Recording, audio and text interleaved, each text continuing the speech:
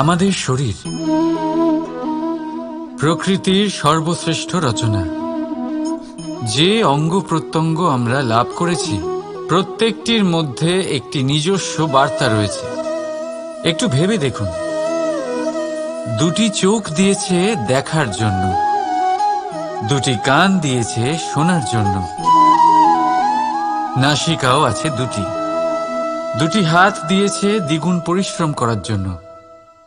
কিন্তু জীব শুধুমাত্র একটি, তার উপরেও তীক্ষ্ণ বলিষ্ঠ দাঁত দিয়েছে তার রক্ষার জন্য। কখনো ভেবে দেখেছেন কেন?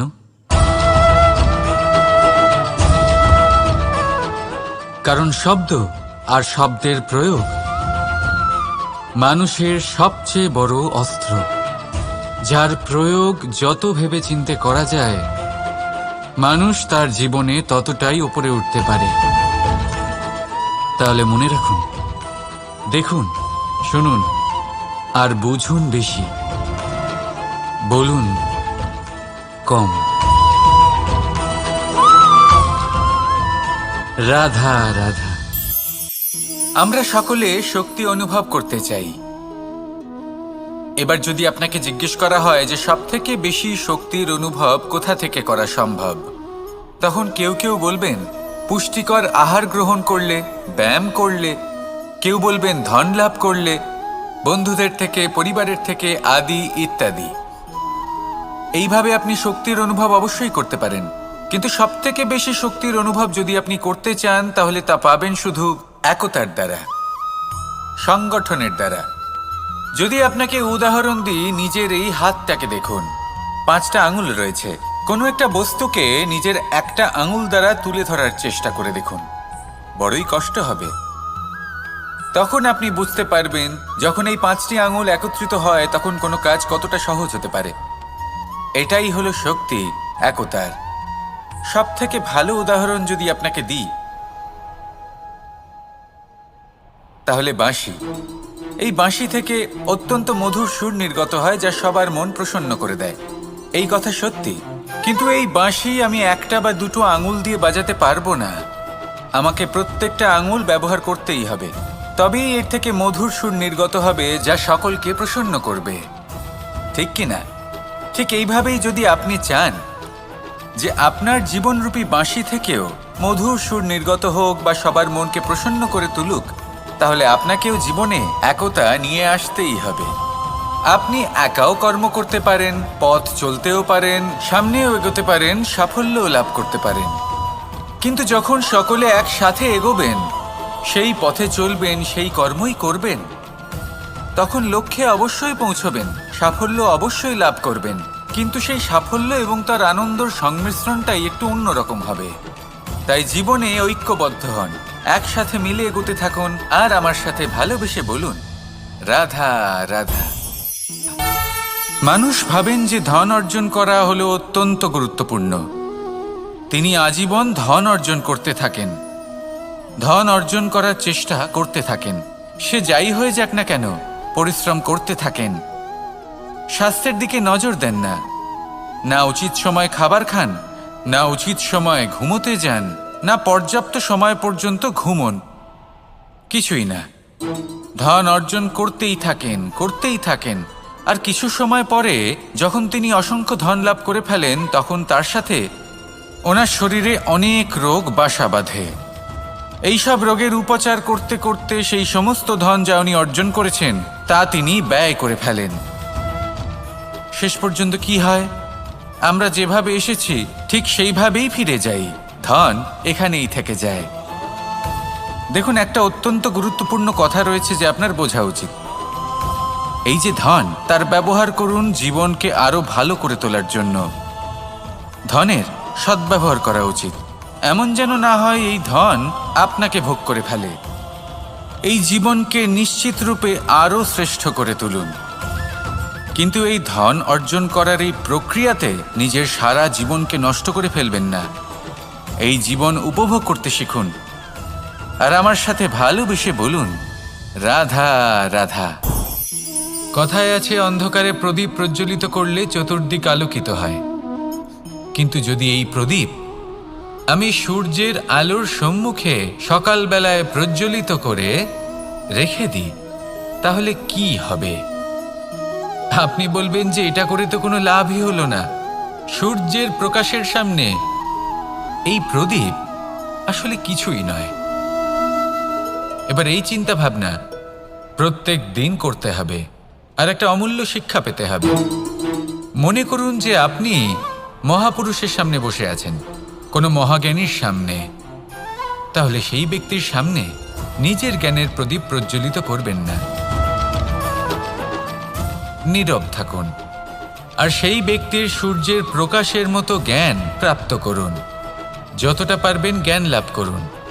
যদি এমন কোনো সময়, এমন কোনো স্থানে আপনি আছেন যেখানে চতুর্দিক অন্ধকার, কারোর কাছেই জ্ঞান নেই, সেখানে নিজের জ্ঞানের প্রদীপ প্রজ্বলিত করুন। এমন করলে দুদিক থেকেই আপনার লাভ হবে। আপনার জ্ঞান প্রাপ্তিও হবে আর জ্ঞানের সঠিক প্রয়োগও করতে পারবেন। আর এই মন প্রসন্ন হয়ে বলবে, রাধা রাধা।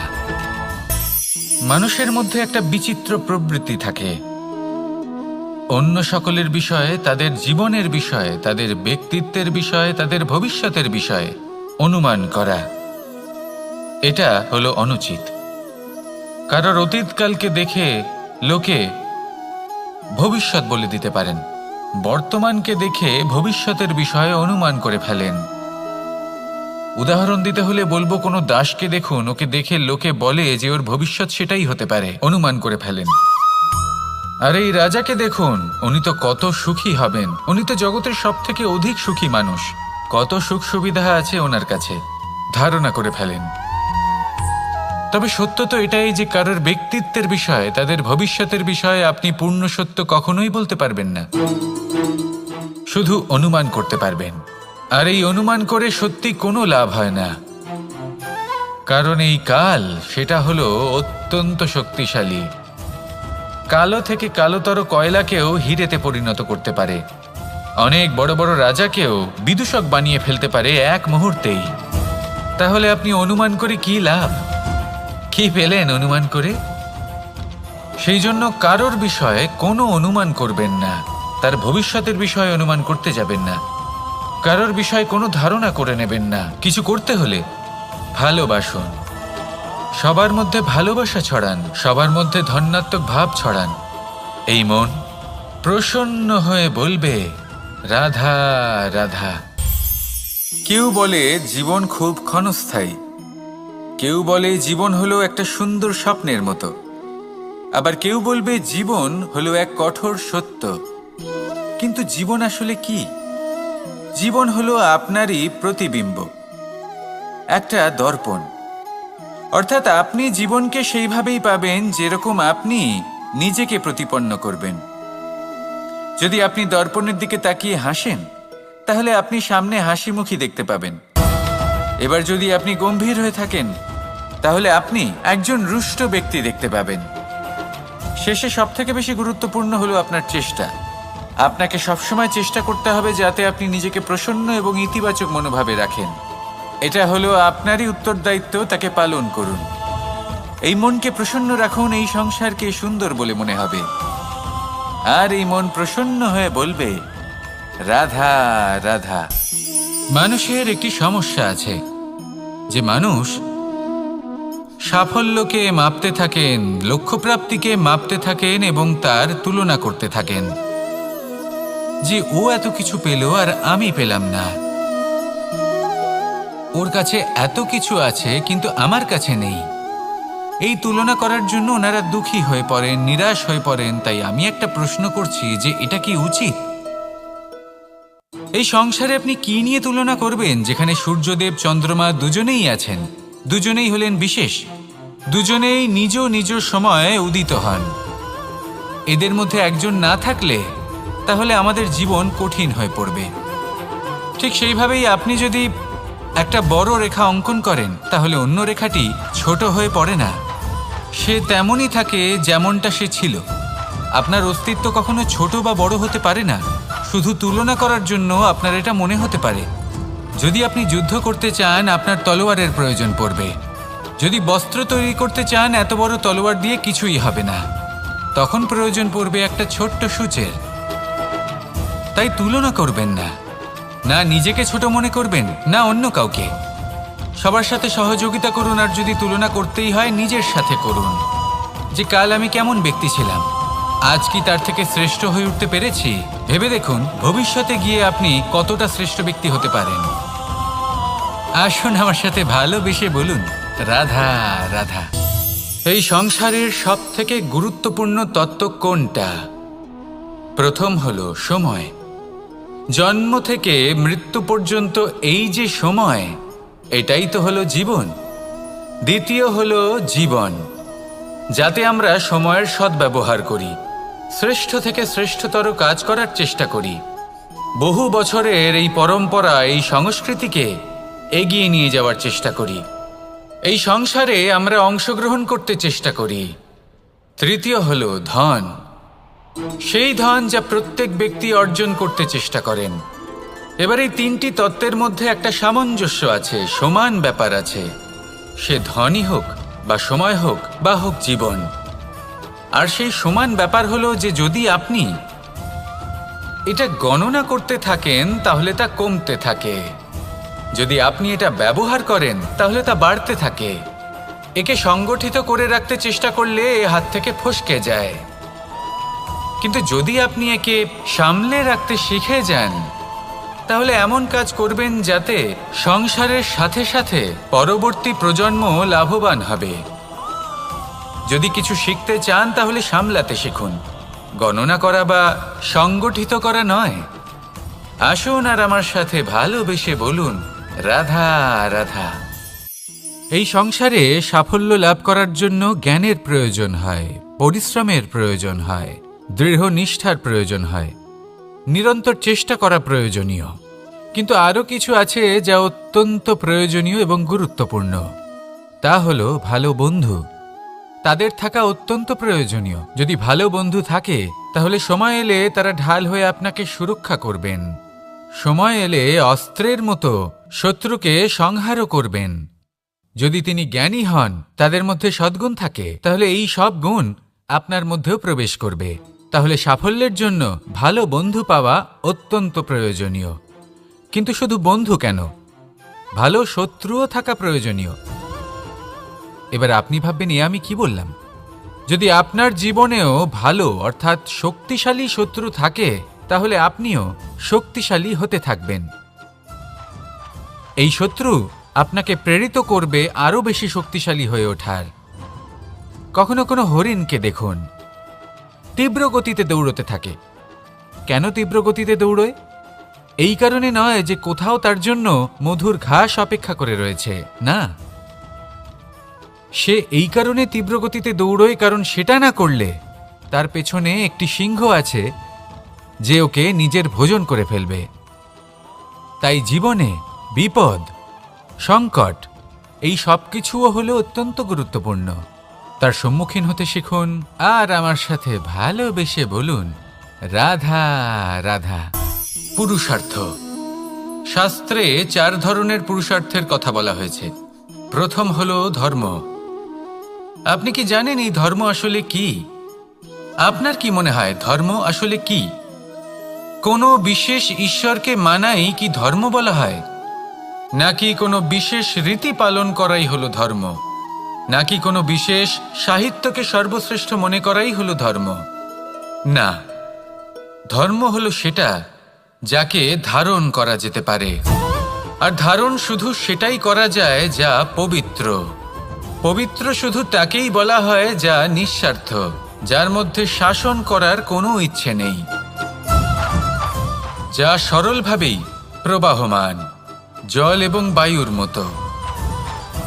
যখন কোনো ব্যক্তি ধর্মকে ধারণ করেন এবং সেই ধর্ম সেই ব্যক্তিকে রক্ষা করে, তখন তাকে ধর্ম বলা হয়। ধর্ম যা রক্ষা করে অহংকার থেকে, খারাপ চিন্তার হাত থেকে।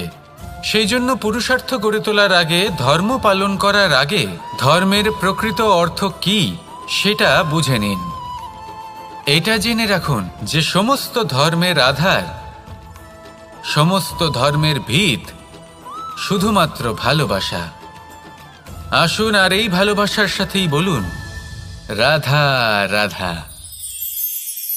কখনো কোনো বাগানের কোনো বৃক্ষকে দেখেছেন যেখানে সুগন্ধি ফুল থাকে, রসালো ফল থাকে? তখন মন প্রফুল্ল হয়ে ওঠে, মন থেকে সেই বৃক্ষের প্রতি ভালোবাসা জন্মায়। কিন্তু যিনি বাগানের মালিক, শুধুমাত্র তিনিই জানেন যে কিভাবে এই বৃক্ষকে আগলে রাখতে হয়, কিভাবে তার পরিচর্যা করলে এতে সুন্দর সুগন্ধি ফুল হবে, রসালো ফল হবে। কখনো কখনো প্রয়োজনের থেকে বেশি রোদ পেলে এই বৃক্ষগুলি শুকিয়ে যায়, প্রয়োজনের থেকে কম রোদ পেলেও এই বৃক্ষ কিন্তু শুকিয়ে যায়। প্রয়োজনের থেকে কম জল যদি পায়, এই বৃক্ষ শুকিয়ে যেতে পারে। প্রয়োজনের থেকে অতিরিক্ত জল যদি পায়, তখনও এই বৃক্ষের শিকড়গুলি নষ্ট হয়ে যেতে পারে। এবার এটাই কিন্তু আমাদের সংসারের সাথেও হয়। আমাদের সংসারের সকল প্রতিভাশালী ব্যক্তি, যেমন লেখক, বিচারক, প্রবক্তা, যোদ্ধা, এদের সবার ক্ষেত্রে এই কথাটাই প্রযোজ্য। যদি বেশি প্রশংসা করা হয়, তাহলেও এরা হারিয়ে যাবেন। প্রয়োজনের থেকে বেশি যদি নিন্দা করা হয়, তখনও তারা নত হয়ে পড়বেন। তাহলে আজ আমি এদের রক্ষা করুন কাহিনী শোনাবো, নিজেদেরও। এটা কোনো এক মনে রাখবেন, একটা দুজন বোন যাতাকলে গম পেশাই করছিলেন। জেনে রাখুন কখন কোন নিন্দায় আপনি লজ্জিত হবেন ছিলেন, তিনি সময় সময় সেখান থেকে ছোট ছোট দানা তুলে নিজের মধ্যে বিষয়টা জাগ্রত করবেন করছিলেন। এবার দেখতে দেখতে গম পেশাই সমাপ্ত হয়ে বলবে, এবার পেশাই করা গম নিয়ে সেই দুজন বোন বাড়ি ফিরে আসছিলেন এবং তাদের ফেরার পথে হঠাৎ করে কোথাও থেকে একটি বাছুর চলে এলো। এই দুই বোন ভয়ভীত হয়ে গেলেন আর তাদের হাত থেকে সেই আটা পড়ে গেল, মাটিতে মিশে গেল। এবার এই পুরো ঘটনাক্রমে যদি কারোর বিন্দুমাত্র লাভ হয়ে থাকে, বিন্দুমাত্র আনন্দ পেয়ে থাকে, তাহলে সে কে? সেই ছোট বোন, যিনি মাঝে মাঝেই গমের দানা তুলছিলেন এবং খাচ্ছিলেন। কিছুটা হলেও উনি আনন্দ লাভ করেছিলেন। এবার এরকমই হলো আমাদের জীবনে ভক্তি এবং ভালোবাসা সংক্রান্ত বিষয়। মানুষ নিজের জীবনের দৈনিক কাজে এতটাই ব্যস্ত হয়ে পড়েন, প্রত্যেকদিন শুধু কাজ কাজ কাজ কাজ করতে থাকেন, আর তাতে ভক্তি এবং ভালোবাসার জন্য সময় বার করতেই পারেন না। দেখুন, জীবনে ভক্তি আর প্রেমের এই যে ছোট ছোট মুহূর্ত আছে, এগুলো যদি আপনি যাপন করতে পারেন, তাহলে তাতেই আপনি তৃপ্তি লাভ করবেন। বাকি সবই আপনার ব্যর্থ বলেই মনে হবে। জীবনে যখনই আপনি কোনো কাজ করবেন, ঈশ্বরের প্রতি সমর্পিত হয়ে সেই কাজ করুন। আর যখনই সময় পাবেন, তাহলে সেই সময় নিজের আপনজনদের দিন, যাদের আপনি ভালোবাসেন, তাদের প্রতি যত্নবান হন, তাদের শুভাকাঙ্ক্ষী হন। এই প্রেম আর ভক্তির ছোট ছোট মুহূর্তগুলো আপনার জীবনকে চরিতার্থ করে তুলবে। আসুন আমার সাথে ভালোবেসে বলুন, রাধা রাধা। আমরা সবাই সূর্যকে সম্মান করি, ওনাকে শ্রদ্ধা করি, ওনাকে পুজো করি। এই সূর্য আমাদের শক্তি প্রদান করেন, প্রকাশ প্রদান করেন। কখনো কখনো উষ্ণতা এতটাই বাড়িয়ে তোলেন, এতটাই তপ্ত করে তোলেন, আমাদের একথা মনে হয় যে আমাদের এই শরীর জ্বলে যাচ্ছে। তখনও আমরা বিরোধিতা করি না, তাকে কটু কথা শোনাই না, আমরা সসম্মানে তা গ্রহণ করি। কেন কেন করি? কারণ আমরা জানি যে সন্ধেবেলা যখন সূর্যাস্ত হবে, তখন শুধুমাত্র অন্ধকার বাকি থাকবে। ঠিক কিছুটা এরকমই হয় আমাদের মাতা পিতাও, যিনি আমাদের জন্ম দেন, আমাদের ভরণ পোষণ করেন, আমাদের বড় করেন, আমাদের প্রেম প্রদান করেন। কখনো কখনো তাদের মুখ থেকে কটু কথা নিঃসৃত হয়, আমাদের দুঃখ হয়, কিন্তু তখন আমাদের এটা বোঝা উচিত এগুলি নিঃসৃত হচ্ছে আমাদেরই মঙ্গলের জন্য। যেমন সূর্যদেব, উনিও উত্তাপ দিয়ে থাকেন আমাদেরই মঙ্গলের জন্য, যাতে ফসল পাকতে পারে, যাতে জল বাষ্প হয়ে মেঘ হতে পারে, বৃষ্টি হতে পারে, আর এই সংসারে নিরন্তর জলের প্রবাহ থাকে। আমাদের মাতা পিতা, তাদের কঠোর আচরণ, তাদের কঠোর অনুশাসনের পেছনে লুকিয়ে থাকে ওনাদের ভালোবাসা। আমাদের তা বুঝতে হবে, সসম্মানে ওনাদের গ্রহণ করতে হবে। কারণ ঠিক সূর্যাস্তের পরে যেমন চতুর্দিক অন্ধকারচ্ছন্ন হয়ে যায়, তেমনি আমাদের জীবন থেকে যখন আমাদের মাতা পিতা চলে যায়, তখন আমাদের জীবনেও শুধু এবং শুধুমাত্র অন্ধকারই ছেয়ে থাকে। সেই জন্য নিজের মাতা পিতাকে সম্মান করুন, ওনাদের ভালোবাসা প্রদান করুন। এই মন আর এই জীবন প্রসন্ন হয়ে বলবে রাধা রাধা। শিশিরের বিন্দু পাতার ওপর পড়ে আর তার গায়ে লেগে থাকে। পাতা তাকে শুষে নিতে পারে না, আর শেষ পর্যন্ত সে ঝরে পড়ে যায়। অন্যদিকে রয়েছে মেঘ এবং চাতক। এদের মধ্যে অনেক দূরত্ব থাকে। মেঘ থাকে আকাশে আর চাতক থাকে ধরিত্রীতে। কিন্তু যখন এই মেঘ থেকে বৃষ্টি ঝরে পড়ে, এই চাতক কিন্তু সেই জলই পান করে, নয়তো সে তৃষ্ণার্ত থেকে যায়। এবার অন্যদিকে দেখলাম শিশির বিন্দু আর পাতার এই সম্পর্ক। এরা খুব কাছাকাছি থাকে, ঘনিষ্ঠও থাকে। অন্যদিকে রয়েছে মেঘ এবং চাতকের সম্পর্ক, যাদের মধ্যে অনেক দূরত্ব থাকা সত্ত্বেও তারা খুব ঘনিষ্ঠ, তাই না? এই সারমর্ম খুব সরল। এই নৈকট্য, এই দূরত্ব, তা আপনার সম্পর্কে প্রভাব কিছুতেই ফেলতে পারে না। এই নৈকট্য, এই দূরত্ব, এইসব হলো শুধুমাত্র মনের ব্যাপার। কখনো আপনি অনুভব করেছেন আপনি কারোর থেকে অনেক অনেক দূরে আছেন, অনেক দূরে আছেন, তাও সেই ব্যক্তির প্রতি আপনি টান অনুভব করেন। সেখানে আপনি কারোর সাথে প্রত্যেক দিন অতিবাহিত করেন, সমস্ত জীবন অতিবাহিত করেন, সব থেকে বেশি সময় তার সাথে অতিবাহিত করেন, তাও তার প্রতি সেই টান অনুভব করেন না। এই সংকেত হলো মনের দূরত্বের। তাহলে মনের এই দূরত্ব দূর করুন আর আমার সাথে ভালোবেসে বলুন রাধা রাধা। পাখি কখন জন্ম নেয়, কখন উড়তে শেখে, কখন বাসা বানাতে শেখে, কখন নিজের মৃত্যু লাভ করে, এসব আমাদের মধ্যে কেউ জানি না। কিন্তু পাখি একটা কথা খুব ভালো করে জানে, যে এই সংসারে ও যা কিছুই করুক না কেন, এই সংসারের ওকে নিয়ে কিচ্ছু যায় আসে না। এবার আমরা কি করি?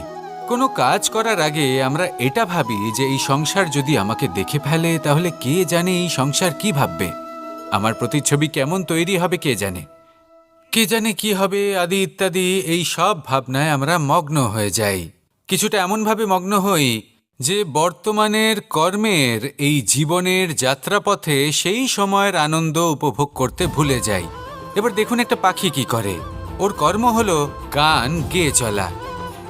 ওই পাখি গেয়ে চলে, কেউ ওর গান শুনুক বা না শুনুক, কেউ আদৌ শুনছে কিনা সেই বিষয়টা নিয়ে সেই পাখির কিছুই যায় আসে না। সেই পাখি নিজের কর্ম করতে থাকে। হয়তো সেই জন্যই আপনি কখনো কোনো পাখিকে কাঁদতে দেখবেন না।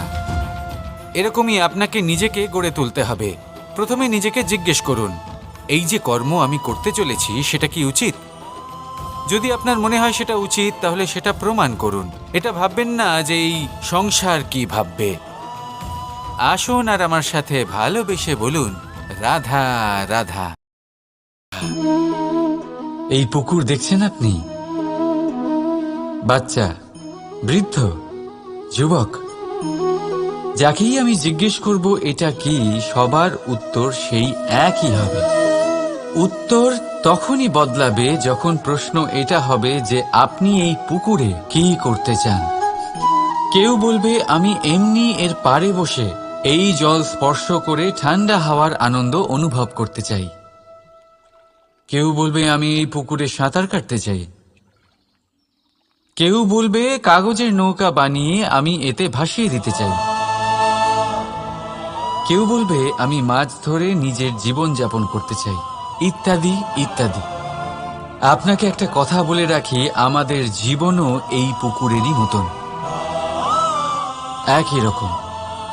কিন্তু আমরা এই জীবন নিয়ে কি করব সেই সিদ্ধান্ত আমাদের। এই পুকুরে আপনি মুক্তও পাবেন, আবার পাঁকও পাবেন।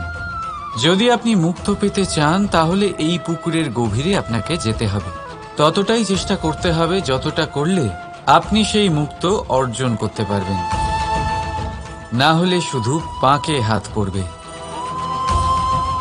তাই যা আমি সর্বদা বলে থাকি, সিদ্ধান্ত আপনার। রাধা রাধা। এই সংসারের সব থেকে বড় সুখ কি?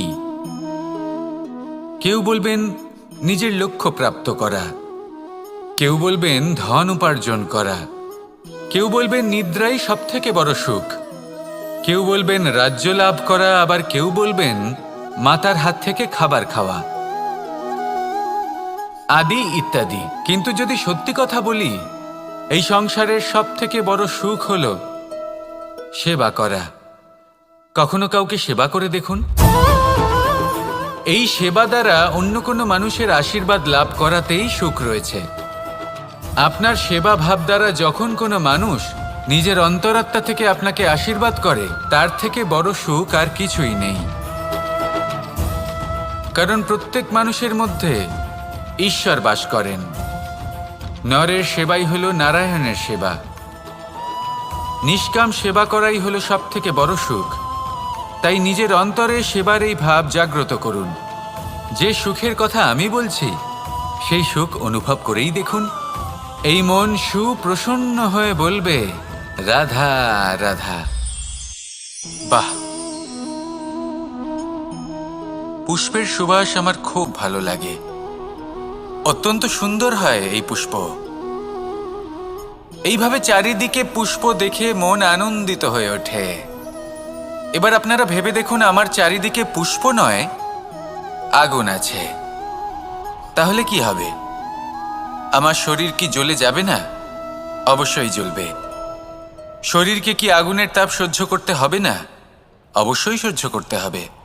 এটাই হলো প্রকৃতির নিয়ম। এই নিয়ম কিন্তু আমরা সবাই জানি, কিন্তু আমাদের মধ্যে বেশিরভাগ মানুষ এই বিভ্রান্তি নিয়ে বাঁচি যে এই যে প্রকৃতির নিয়ম, তা আমার ওপর প্রযোজ্য নয়। তা কিন্তু নয়।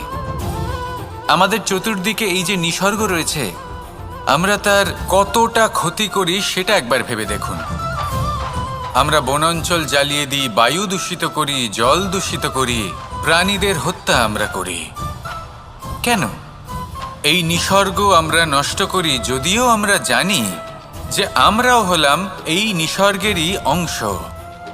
এবার দেখুন, শরীরের কোনো অংশে যদি আগুন ধরান, আস্তে আস্তে সমস্ত শরীরও জ্বলে যাবে। সেইভাবেই নিসর্গ যদি নষ্ট হয়ে যায়, তাহলে মনুষ্য জাতিও নষ্ট হয়ে যাবে। তাই এই যে নিসর্গ আপনি দেখছেন, এই পুষ্প, এই বৃক্ষ, বায়ু, জল, এদের সকলকে রক্ষা করুন, নষ্ট নয়। মনে রাখবেন, যদি নিসর্গ থাকে মানুষ থাকবে, যদি নিসর্গ থাকে তাহলেই জীবন থাকবে। আসুন আমার সাথে ভালোবেসে বলুন, রাধা রাধা। এই সংসারে সবাই বলেন, আমি অর্জুনের মতো হয়ে উঠতে চাই। সবাই চায় যে তারাও যেন অর্জুনের মতো গান্ডীব লাভ করে। তারাও চায় যে তাদেরকেও মহাদেব এসে পশুপতি অস্ত্র দান করবেন। তারাও এটাই চায় মহাভারতের মতো মহাসংগ্রামে বিজয়ী হতে।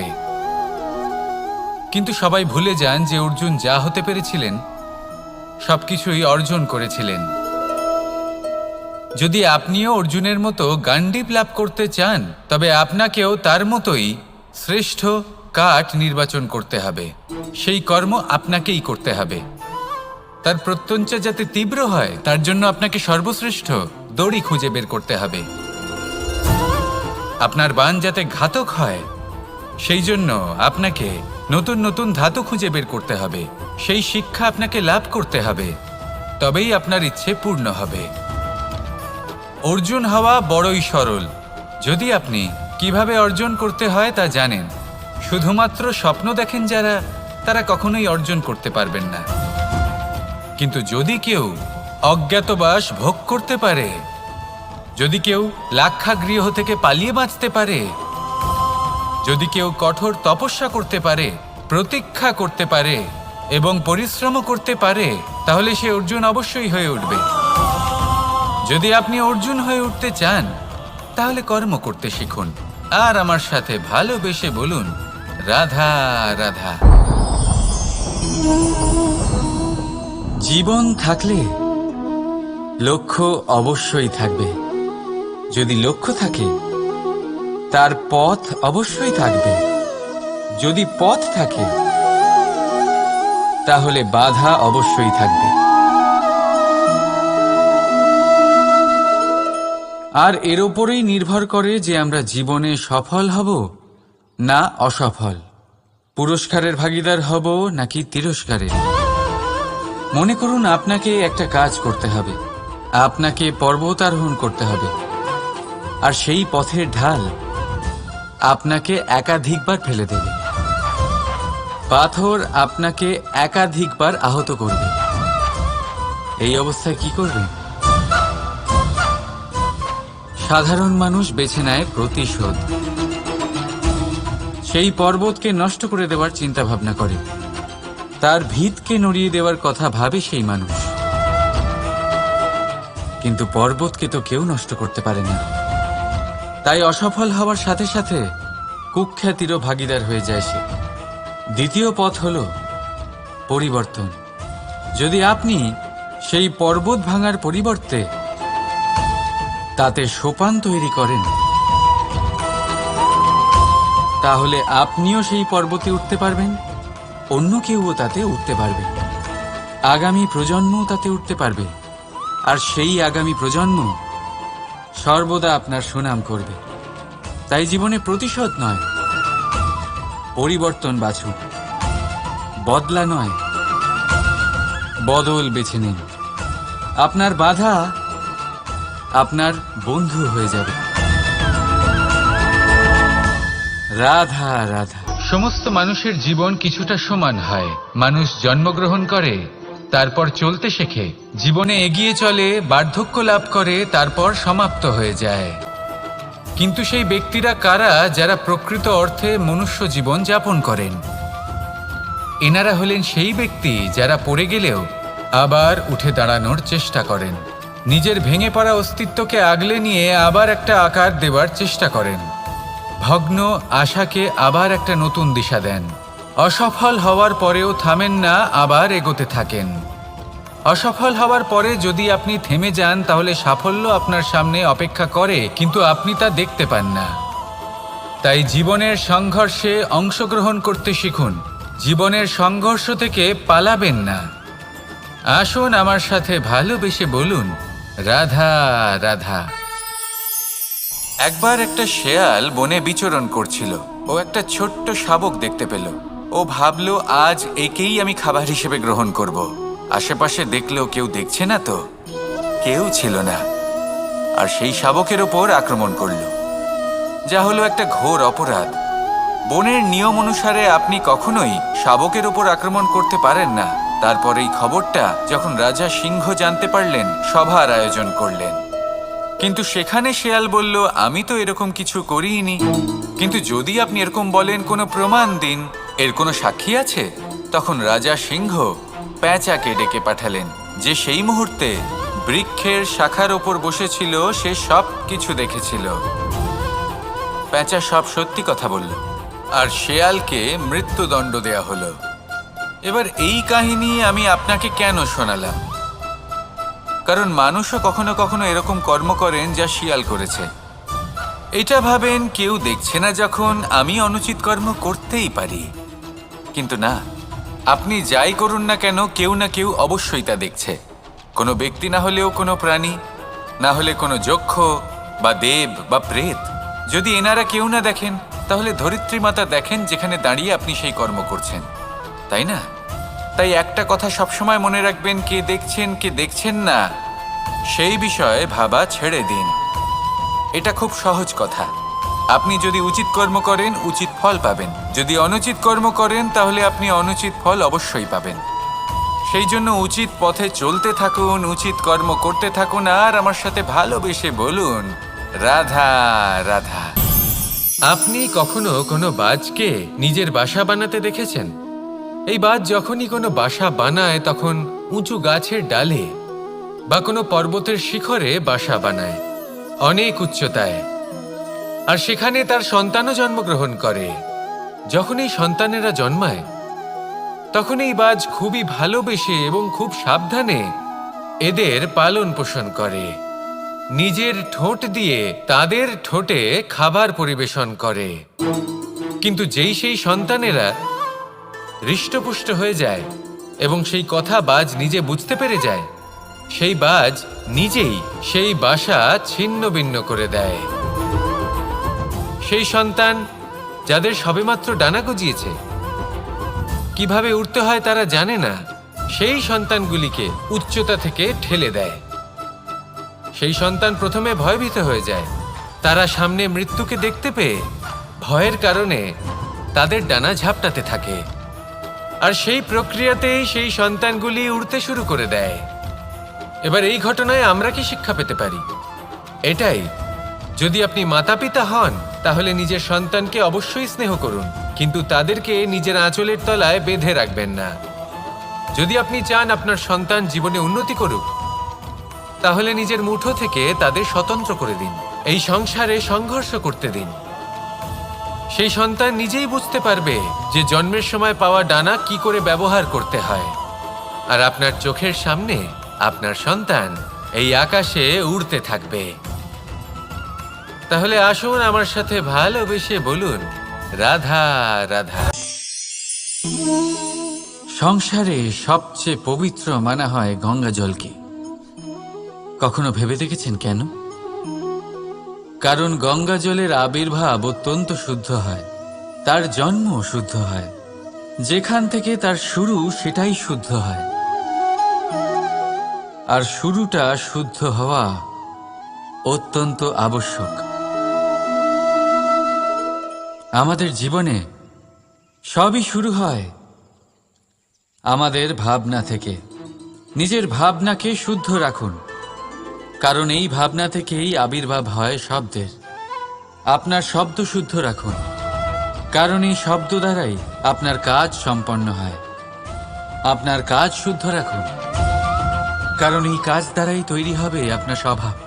স্বভাব থেকেই তৈরি হয় আপনার অভ্যাস, আর অভ্যাস থেকে তৈরি হয় আপনার চরিত্র।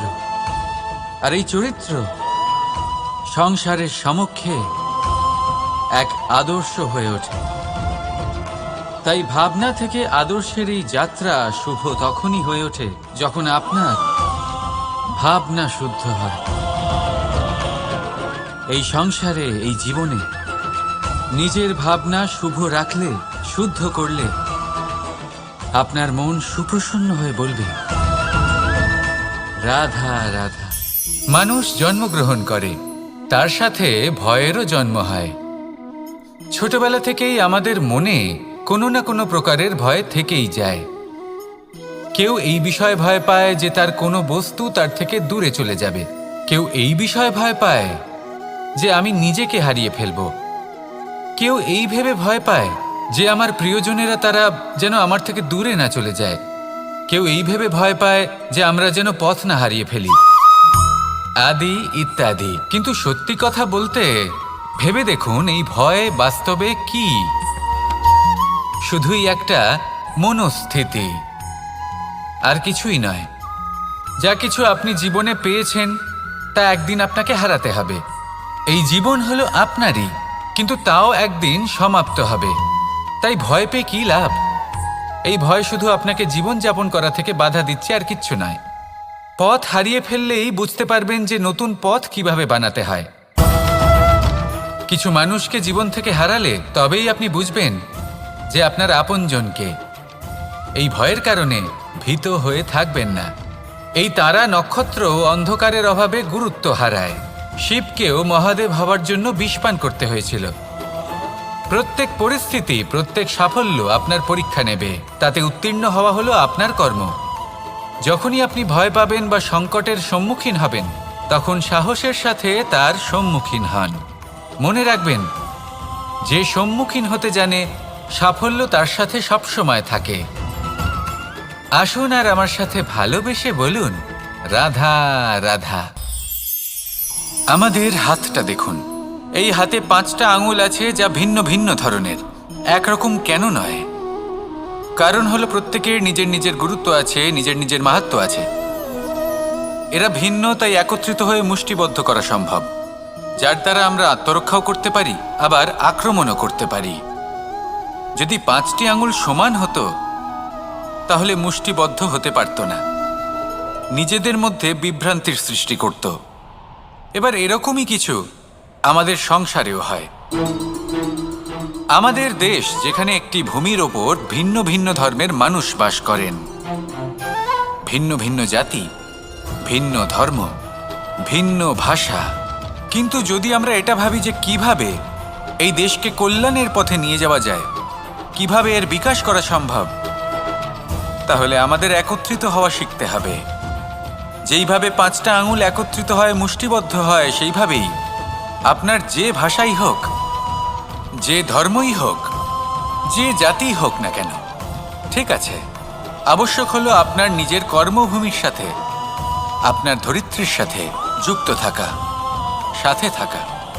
তবেই দেশের উন্নয়ন সম্ভব, তবেই এই দেশ স্বতন্ত্র থাকবে, সফল হবে, আর এই মন প্রসন্ন হয়ে বলবে রাধা।